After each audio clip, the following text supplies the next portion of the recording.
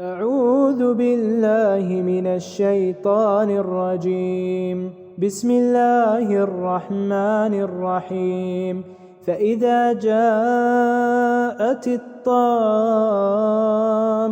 الكبرى يوم يتذكر الإنسان ما سعى وبرزت الجحيم لمن يرى فأما من طغى وآثر الحياة الدنيا فإن الجحيم هي المأوى وأما من خاف مقام ربه ونهى النفس عن الهوى فإن الجنة هي المأوى يسألونك عن الساعة أيان مرساها فيم أنت من ذكراها إلى ربك منتهاها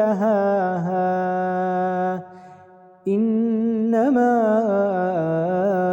أنت منذر من يخشاها كأنهم يوم يرونها لم يلبثوا إلا عشية أو ضحاها.